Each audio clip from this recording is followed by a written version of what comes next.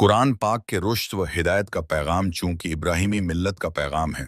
इसीलिए कुरान पाक में जगह जगह हज़रत इब्राहीम अलैहिस्सलाम का जिक्र किया गया है, जो मक्की मदनी दोनों किस्म की सूरतों में मौजूद है। यानी 35 सूरतों की 63 आयतों में हज़रत इब्राहीम अलैहिस्सलाम का जिक्र मिलता है। तारीख और तौरात दोनों हज़रत इब्राहीम के वालिद का नाम तारिख बताते हैं, और कुरान पाक के एतबार से हज़रत इब्राहीम अलैहिस्सलाम के वालिद का नाम आजर है। इस सिलसिले में उलेमा, तफसीर लिखने वाले, मगरबी मुस्तशरकों और तहकीक करने वालों ने बड़ी बड़ी लंबी लंबी बहसें की हैं, लेकिन इनमें अख्तियार की गई ठंडी ठंडी बातें हैं।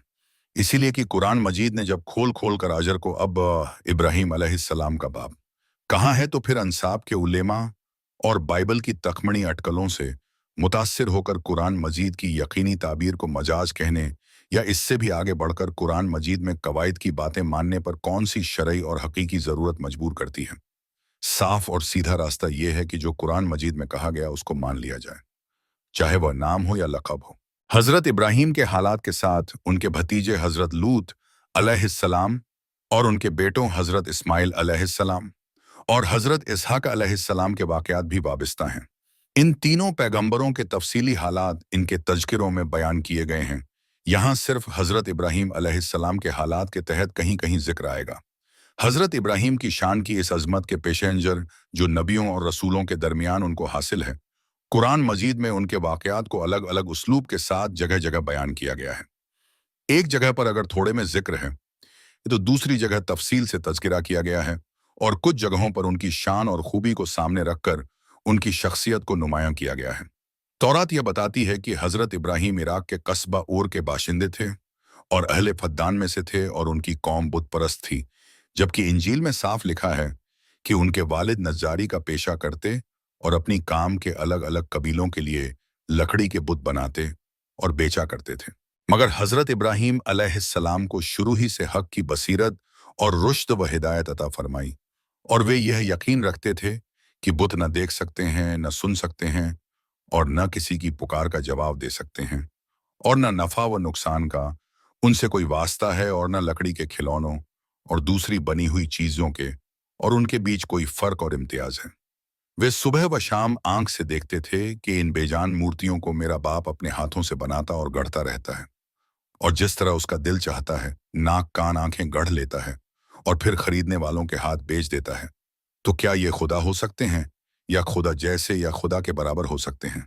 हज़रत इब्राहीम अलैहिस्सलाम ने जब यह देखा कि कौम बुत परस्ती, सितारा परस्ती और मज़ाहिर परस्ती में ऐसी लगी हुई है कि खुदाए बरतर की कुदरत मुतलका और उसके एक होने और समद होने का तसव्वुर भी उनके दिलों में बाकी न रहा, और अल्लाह के एक होने के अकीदे से ज़्यादा कोई ताज्जुब की बात नहीं रही,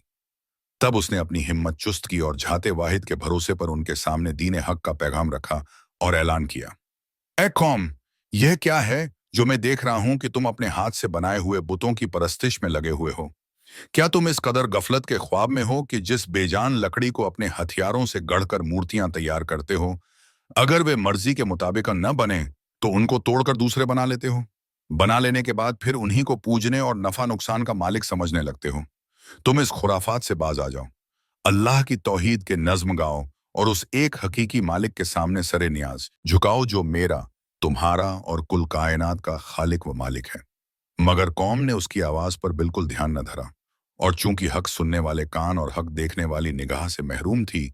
इसीलिए उसने जलीलुल कद्र पैगंबर की दावत हक का मजाक उड़ाया और ज्यादा से ज्यादा तमरुद सरकशी का मुजाहरा किया।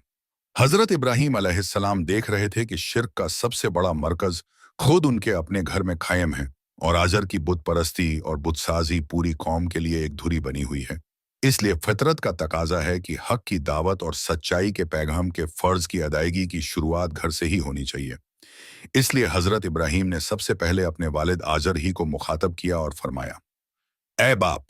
खुदा परस्ती और मार्फत इलाही के लिए जो रास्ता तूने अपनाया है और जिसे आप बाप दादा का पुराना रास्ता बताते हैं, यह गुमराही और बातिल परस्ती का रास्ता है, और सीधा रास्ता राह हक सिर्फ वही है जिसकी मैं दावत दे रहा हूं। ऐ बाप, तौहीद ही नजात का सरचश्मा है, न कि तेरे हाथ के बनाए गए बुतों की पूजा और इबादत। इस राह को छोड़कर हक और तौहीद के रास्ते को मजबूती के साथ अख्तियार कर, ताकि तुझको अल्लाह की रजा और दुनिया और आखिरत की सादत हासिल हो। मगर अफसोस कि आजर पर हजरत इब्राहिम अलैहिस्सलाम की नसीहतों का बिल्कुल कोई असर नहीं हुआ, बल्कि हक कबूल करने के बजाय आजर ने बेटे को धमकाना शुरू किया।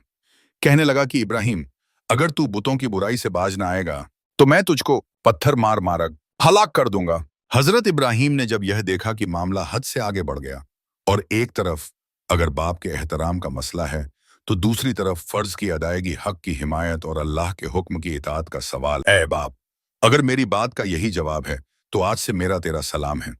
मैं अल्लाह के सच्चे दीन और उसके पैगाम हक को नहीं छोड़ सकता और किसी हाल में बूतों की परस्तिश नहीं कर सकता। मैं आज तुझसे जुदा होता हूं, मगर गायबाना बारगाहे इलाही में बख्शीश तलब करता रहूंगा ताकि तुझको हिदायत नसीब हो और तू अल्लाह के अजाब से नजात पा जाए। बाप और बेटे के दरमियान जब मेल की कोई शक्ल न बनी और आजर ने किसी तरह इब्राहिम की रुश्त व हिदायत को कबूल न किया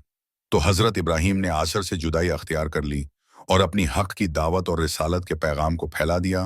और अब सिर्फ आजर ही मुखातब न रहा बल्कि पूरी कौम को मुखातब बना लिया।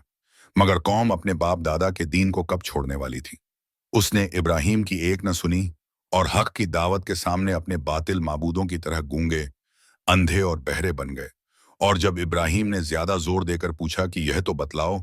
कि जिनकी तुम पूजा करते हो ये तुम्हें किसी किस्म का भी नफा या नुकसान पहुंचाते हैं? कहने लगे कि इन बातों के झगड़े में हम पड़ना नहीं चाहते। हम तो यह जानते हैं कि हमारे बाप दादा यही करते चले आए हैं, इसलिए हम भी वही कर रहे हैं। तब हजरत इब्राहिम ने एक खास अंदाज से ए खुदा की हस्ती की तरफ तवज्जोह दिलाई और फरमाने लगे, मैं तो तुम्हारे इन सब बूतों को अपना दुश्मन जानता हूं, यानी मैं इनसे बेखौफ आम खतर होकर इनसे जंग का ऐलान करता हूं कि अगर यह मेरा कुछ बिगाड़ सकते हैं तो अपनी हसरत निकाल लें। अलबत्ता मैं उस हस्ती को अपना मालिक समझता हूं जो तमाम जहानों का परवरदिगार है, जिसने मुझको पैदा किया और सीधा रास्ता दिखाया, जो मुझको खिलाता पिलाता यानी रिझ कर देता है, और जब मैं मरीज हो जाता हूं तो वह मुझको शिफा बख्शता है, और मेरी जिंदगी और मौत दोनों का मालिक है, और यानी खताकारी के वक्त जिससे यह लालच करता हूं कि वह क़यामत के दिन मुझको बख्श दे, और मैं उसके हुजूर में यह दुआ करता रहता हूं, ऐ परवरदिगार, तू मुझको सही फैसले की ताकत अता फरमा और मुझको नेकों की सूची में दाखिल कर और मुझको जुबान की सच्चाई अता कर और जन्नत नईम के वारिसों में शामिल कर। मगर आजर और आजर की कौम के दिल किसी तरह हक कबूल करने के लिए नर्म न हुए और उनका इनकार हद से गुजरता ही गया। इंशाअल्लाह अगले पार्ट में हम कौम की सितारा परस्ती और कौम के नसीहत के लिए इब्राहिम अलैहिस्सलाम की बुतों से बगावत को तफसील में देखेंगे।